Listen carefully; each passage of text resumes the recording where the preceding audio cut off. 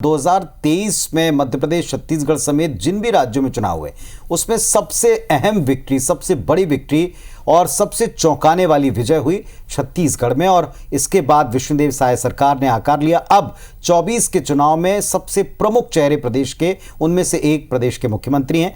विष्णुदेव साय ने IBS24 के साथ एक्सक्लूसिव बातचीत की है। न सिर्फ प्रदेश की सभी 11 लोकसभा सीटें जीतने का दावा किया, बल्कि यह भी कहा कि अब की बार जो नारा है 400 पार का, वो पूरा होगा। बिल्कुल, सीएम साय ने कहा है कि प्रदेश में विकास की अपार संभावनाएं हैं और मोदी जी के नेतृत्व में छत्तीसगढ़ सरकार लगातार विकास की तरफ अग्रसर है।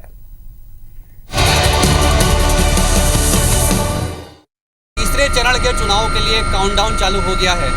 लगातार दिग्गजों के दौरे चल रहे हैं और जिस तरह से केंद्र सरकार ने, पीएम मोदी ने टारगेट दिया है 400 पार का, उस टारगेट को पूरा करने के लिए दिग्गज पसीना बहा रहे हैं। मेरे साथ सूबे के मुखिया सीएम विष्णुदेव साय मौजूद हैं।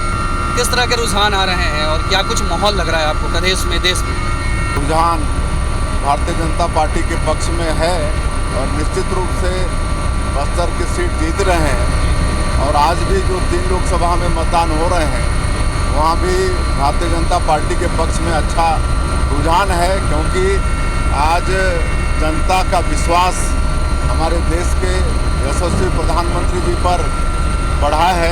11 सीटों का टारगेट आप पर है और इसके अलावा दूसरे राज्यों की जिम्मेदारी भी आपको मिली है। आप लगातार दौरे कर रहे हैं, क्या देखते हैं आप, किस तरह का माहौल दिखता है आपको?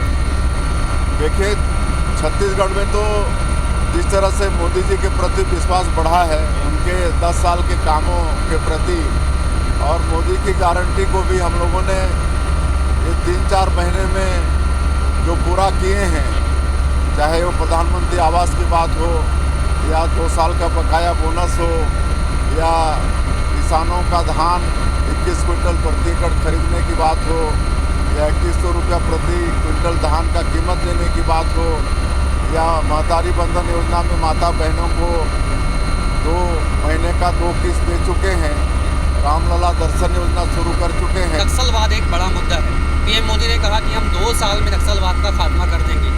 किस तरह से आपने सोचा है, क्या कुछ काम करने की ज़रूरत है और क्या कुछ प्रस्ताव आए हैं उनके तरफ से संधि को लेकर, या नक्सलियों की ओर से कोई इस तरह की कोई पहल हुई है सरकार के साथ बातचीत की, या सरकार उस दिशा में कोई प्रयास करेगी?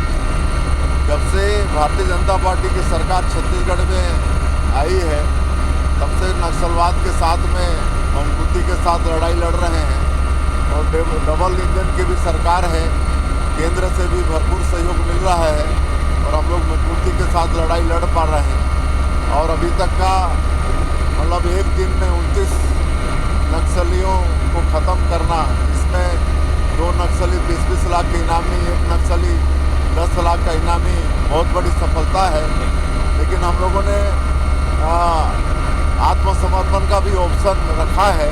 जो PSC में गड़बड़ी की बात की थी, उसकी केंद्र सरकार ने जांच की बात कही है। कहीं ना कहीं मोदी की एक और गारंटी चुनाव के पहले पूरी हुई है। बिल्कुल, चुनाव कैंपेनिंग के दौरान हमारे प्रधानमंत्री जी का भी वादा था, हमारे छत्तीसगढ़ के भविष्य, हमारे बेटा बेटियों के लिए उनके भविष्य के साथ खिलवाड़ हुआ था। पिछली कांग्रेस की सरकार में PSC के माध्यम से घोटाला हुआ था और आदरणीय मोदी जी ने कहा था कि भारतीय जनता पार्टी की सरकार बनेगी तो इसकी CBI जांच होगी और कल ही 25 तारीख को भारत सरकार इसकी अनुमति दे चुकी है। सूबे के मुखिया सीएम विष्णुदेव साय मेरे साथ मौजूद थे और देखा आपने कि किस तरह से बेबाकी से उन्होंने अपनी बातें कही, किस तरह से उन्होंने ये तय किया है छत्तीसगढ़ के विकास को लेकर विजन उन्होंने तैयार किया है, एक रोड मैप तैयार किया है। वो चाहते हैं कि आने वाले 5 सालों में छत्तीसगढ़ विकास का एक नया सोपान गढ़े। क्या नाम है? जितेंद्र